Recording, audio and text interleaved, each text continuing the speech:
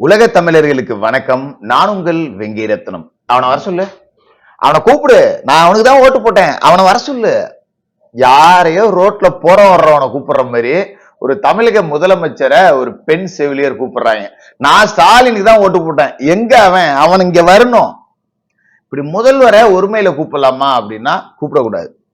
அது எந்த விதமான மாற்று கருத்தும் கிடையாது. இதுக்கு நாம சரி அப்படின்னு சொல்லிட முடியாது. பட் ஏன் கூப்பிட்டாங்க அப்படிங்கிற தேவை இருக்குல்ல. நீங்க ஆட்சி அமைக்கிறதுக்காக போற வர்ற இடத்துலலாம் எங்கேயாவது பாம்பாட்டி வித்த காமிச்சிட்டு இருப்பான், சம்பந்தமே இருக்காது. பாரு சார், கீரிக்கும் புஷ்பிள்ளைக்கு கீரிக்கும் பாம்புக்கும் சண்டை உட போது சார், இந்த மை இருக்கே சார், மை சுடுகாட்டிலே எடுத்துட்டு வந்த மை சார், இதே ஒட்டிக்கிட்டு நீங்க எங்கே வேணாலும் போகலாம் அப்படின்னு குரலி வித்த காட்டுவானுங்கல்ல. அங்க 10 பேர் நின்னாலும் சரி, போய் அங்க போயிட்டு கழக ஆட்சி அமைந்தவுடன் பாம்புக்கும் கீரிக்கும் சண்டை விடப்படும் இப்படி மட்டும்தான் சொல்லல. எங்க போராட்டம் நடந்தாலும் சரி, அங்க போய் கழக ஆட்சி அமைந்தவுடன் நாங்கள் அறுத்து தள்ளி விடுவோம். சௌரிய கருணாநிதிக்கு வாக்குறுதியை அள்ளி கொடுத்துறது. நம்மளால என்ன முடியும், நம்மளால என்ன முடியாது ஒரு இழவும் தெரியாது. ஜெயிக்கணும், எப்படியாவது மக்களை ஏமாத்தி எக்கேடு கெட்டாவது எப்படி வாக்குறுதியை கொடுத்தாவது ஆட்சிக்கு வந்துடணும், வந்து கொள்ளை அடிக்கணும். இந்த லட்சியத்துக்காக அதிமுக ஆட்சியில இந்த கடைசி நேர போராட்டம் எல்லாத்துலயும் போய் கலந்துக்கிறது. நாங்க சரி பண்ணி கொடுத்துறோம். தூய்மை பணியாளர்களுக்கு நாங்க வந்த உடனே பர்மனன்ட் போட்டுறோம். செவிலியர்கள் போராட்டமா நாங்க வந்த உடனே எல்லாத்துக்கும் கவர்மெண்ட் வேலை கொடுத்துறோம். ஆசிரியர்கள் அரசு ஊழியர்களா, ஐயோ பழைய ஓய்வு திட்டம் ஆட்சிக்கு வந்த உடனே நாங்க அறுத்து தள்ளிடுவோம். இப்படி கண்ட இடத்துலயும் போய் வாக்குறுதியை அள்ளி வீசிட்டு ஒன்ன கூட நிறைவேற்றுறதுக்கு துப்பு இல்லை. அந்த செவிலியர்கள் முன்கள பணியாளர்கள் இவங்களுக்கு பேர் வச்சாங்க. இந்த கொரோனா காலகட்டத்தில் வந்ததால பேர் வச்சிய சோறு வச்சியா அப்படிங்கிற மாதிரி இன்னைக்கு வாயில வயிற்றுல அடிச்சுக்கிட்டு ஒரு சம வேலை சம ஊதியம் அப்படிங்கிறத கேட்கிறாங்க. இவங்களோட தேர்தல் வாக்குறுதியில 356 இருக்கு. இத நிறைவேற்ற முடியலன்னா போராட்டம் பண்றதுக்கு அவங்களுக்கு உரிமை இருக்கு. இந்த உடன்பிறப்புகளை கேளுங்களேன், வாய திறந்தா போராடியே போராட்டம் நடத்தியே ஆட்சிக்கு வந்த இயக்கம் திமுக.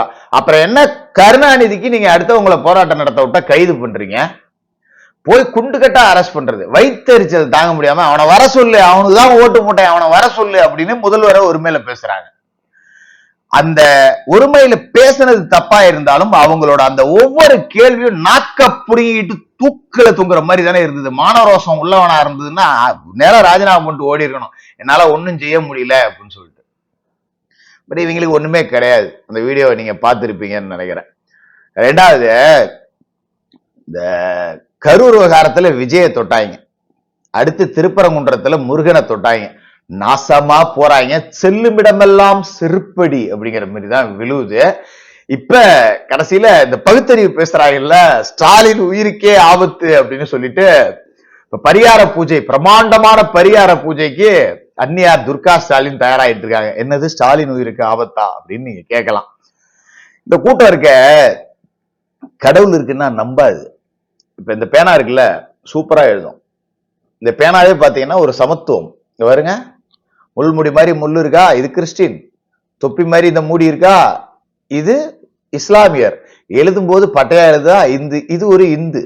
அப்ப இந்த பேனாவிலேயே ஒரு மும்மதம் இருக்கு. எழுதக்கூடிய பேனா. ஸ்டாலினை பச்சை பச்சையா எழுத சொன்னாலும் எழுதும், யாரை எழுத சொன்னாலும் எழுதும். அப்படிப்பட்ட பேனா. இந்த பேனாவை எனக்கு கல்வி அறிவை கொடுக்குது, கல்விக்கு பயன்படுது, எழுத்துக்கு பயன்படுது அப்படிங்கிறதுக்காக நான் சரஸ்வதி பூஜை ஆயுத பூஜையில வச்சு கும்பிட்டா அதுக்கு பேரு மூட நம்பிக்கை. எழுதாத செத்து போன கருணாநிதியோட பேனாவுக்கு 85 லட்சம் போட்டு செலவு வச்சீங்கன்னா அது பகுத்தறிவு. இந்த மாதிரியான கேவலமான பகுத்தறிவை நீங்க உலகத்துல எங்கேயுமே பார்த்திருக்க முடியாது. அதே மாதிரி ஸ்டாலின் உயிருக்கு ஆபத்து வந்துருச்சான். இவங்க சாமி ஈமெல்லாம் நம்ப மாட்டாங்க, ஆனா மூட நம்பிக்கையில ஊறி கிடக்குறாங்க. என்னன்னா, திருநெல்வேலி மாவட்டத்துக்கு ஸ்டாலின் போனாரு, குறுக்கால ஒரு நாய் வந்துருச்சு. அது எப்படி எங்களை எந்த நாயும் மதிக்கல அப்படின்னு சொல்லக்கூடாதுல்ல, அதனால ஒரு நாய் வந்துருச்சு போல இருக்கு. எந்த நாயும் முதலமைச்சரை மதிக்கலடா அப்படின்னு சொல்லக்கூடாதுன்னு ஒரு நாய் வந்துருச்சு. வந்த நாய் என்ன பண்ணிருச்சு, வெறும் விஷுவல் மட்டும் தான் நிறைய பேர் பார்த்திருப்பீங்க. ஆக்சுவலா அந்த நாய் ஸ்டாலினை பார்த்து ஊழ விட்டுருச்சு. அதுதான் உண்மை. முதலடா இது அபசகுணமா இருக்கே, நாய் ஊழ விடக்கூடாது அப்படின்னு சொல்லிட்டு அது ஒரு தடங்கல். அடுத்ததா பாத்தீங்கன்னா அதே நிகழ்ச்சியில பாத்தீங்கன்னா அங்க கண்ணன்கிற ஒரு தூய்மை பணியாளரை ஒரு பாம்பு கடிச்சிருச்சு. நம்ம அந்த எச்எஸ் ஒரு 200 ரூபாய் மீடியா இருக்காங்கள, அது கட்டிவிரியம் பாம்புட்டானுங்க. அது ஆக்சுவலா சுருட்டை விரியன். என்ன பாம்புலாம் தெரியாது, கட்டுக்கட்டா இருந்தா கெட்டு விரியன், அதுக்கு பேரு. இவனுக்கு புத்தியே இதுதான். சுருட்டை விரியன் விஷம் கொண்ட பாம்பு கடிச்சு அந்த தூய்மை பணியாளர் நல்லபடியா இருக்கார். என்னடா இது, ஒரு பக்கம் நாய் வந்து ஊளையிடுது, இது பைரவர் தோஷமாச்சே, இன்னொரு பக்கம் சர்ப்பம் வருதே, இது சர்ப்ப தோஷமாச்சே. ஓஹோ, ஆட்சி நாம திருப்பரங்குன்றம் தீப விவகாரத்தை தொட்டதாலதான் பிரச்சனை, நான் கோயில் கோயிலா போய் பரிகாரம் பண்றேன், உனக்கு பகுத்தறிவுங்கிற பேர்ல என் பாவத்தை கொட்டுறானோ அப்படின்னு துர்கா அம்மையார் நினைச்சாங்களோ என்னமோ தெரியல. இப்ப முதல்வர் ஸ்டாலினோட உயிருக்கோ இல்ல பதவிக்கோ ஏதாவது ஆபத்தா இருக்கலாம் அப்படிங்கிறதுக்காக இப்ப பெரிய பரிகார பூஜை அப்படிங்கிறதுக்கு அறிவாலய வட்டாரம் தயாராயிட்டு இருக்கு. தயவு செய்து சொல்றமா, பண்ற பரிகாரத்தை ஒழுங்கா பண்ணுங்க. ஏற்கனவே ஒட்டகத்துக்கு கல்யாணம் பண்ணி வச்சுட்டு பஸ் நைட் இடாம விட்ட பாவத்துக்கு தான் இவ்வளவு பிரச்சனைகளை நீங்க அனுபவிச்சுட்டு இருக்கீங்க. ஏதாவது பரிகாரம் பண்ணீங்கன்னா அதை கொஞ்சம் முழுசா பண்ணி வைங்க அப்படிங்கிறதையும் இந்த இடத்துல நாம சொல்ல கடமைப்பட்டிருக்கோம். தூய்மை பணியாளர்கள், செவிலியர்கள், இவங்களை எல்லாத்தையுமே குண்டு கட்டா கைது செஞ்சு கொடூரமான ஒரு அரச பயங்கரவாதம் அப்படிங்கிறத அவிழ்த்து விட்டுருக்காங்க. சவுக்கு சங்கர் வழக்கு அதே மாதிரிதான். அதாவது சட்டத்துல சொல்லுவாங்க பாத்தீங்களா, 100 குற்றவாளிகள் தப்பிக்கலாம், ஒரு நிரபராதி கூட தண்டிக்கப்படக்கூடாது அப்படின்னு. ஏன் தெரியுங்களா, நாட்டுல வந்து நல்லவனுங்களே ரொம்ப கம்மி. கெட்டவன் தப்பிச்சு போனாலும் பரவாயில்லடா, 1-2 நல்லவன் தான்டா இருக்கான், மீதி எல்லாமே திமுக மாதிரியே தான்டா இருக்கான், இருக்கிற நல்லவனையும் முடிச்சு தண்டிச்சிடாதீங்கடா அப்படிங்கிறதுக்காக தான் ஒரு நிரபராதி கூட தண்டிக்கப்படக்கூடாது அப்படின்ட்டு. இப்ப சவுக்கு சங்கர் விவகாரத்தை நாம விசாரிக்கும் போது ரொம்ப சித்திரவதைகளுக்கு ஆட்படுத்திட்டு இருக்காங்க. கடுமையான தாக்குதல் அப்படிங்கறதெல்லாம் அவர் மேல நடந்திருக்கிறதா தெரிய வருது. அது மட்டும் இல்லாம மன ரீதியான உளவியல் தாக்குதல். உங்க அம்மாவை அரெஸ்ட் பண்ணிடுவோம், உங்க அம்மாவை பிடிச்சி இந்த வயசுல ஜெயில போயிட்டோம்னா பெண்கள் சிறையில தனிமையில கொண்டு போய் போட்டு சித்திரவதை பண்ணுவோம், உன் போன் எங்க இருக்கு சொல்லுன்னு. சரி, அந்த போன்ல என்னப்பா வச்சிருக்கீங்க, மசாலா கப்பைய படத்துல வர்ற மாதிரி என்ன வைர வைர வச்சிருக்கீங்களா? ஆகா, சவுக்கு போன எடுத்தோம்னா இந்த எலெக்ஷன் செலவுக்கு ஆகுண்டாங்கிறதுக்கு 94,000 ஒரு பொக்கி பணம் அனுப்பிச்சிருக்கு. இந்த பக்கியோட போனை பிடிச்சா எதுக்கு அனுப்பிச்சிருக்கு? இதுக்கு முன்னாடி சவுக்கு சங்கருக்கும் அந்த போனுக்கும் தொடர்பு வந்திருக்கா, இன்கமிங் வந்திருக்கா, அவுட் கோயிங் வந்திருக்கா, ரொம்ப எளிமையா கண்டுபிடிச்சிடலாமா இல்லையா? அதை செய்யறதில்ல. இந்த இன்னொரு ப்ரொடியூசர் அந்த படத்தை வந்து தப்பா பேசிட்டாராம். நியாயமா நீ டிஃபர்மேஷன் வழக்குல சவுக்கு சங்கர் மேல போட்டுருக்கணும், நீ என்னத்துக்கு பஞ்சாயத்து பேச போன? அப்ப உண்மையிலேயே நீங்க கள்ளக்கடத்தல் பண்ண காசு, போதை மருந்து வித்த காசுல தான் அந்த ரிட்டர்ன் ஃபாலோ படம் எடுத்தீங்களா? ரிட்டர்ன் ஃபாலோ படம் போதை மருந்து பணத்துல எடுத்தது அப்படின்னு சவுக்கு சங்கர் பேசினாரா? ஆமா பேசினாரு. நீ டிஃபர்மேஷன் வழக்கு போட்டிருக்கணும்ல.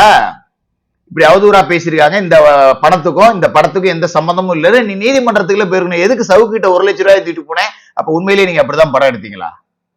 தப்பே இல்லாத உனக்கு எதுக்கு நான் 1 லட்சம் ரூபாய் லஞ்சம் கொடுக்க போனேன்னு சொல்லிட்டு நீ மீடியாவுக்கு போய் ஒப்பாரி வச்சுக்கின்னு இருக்க.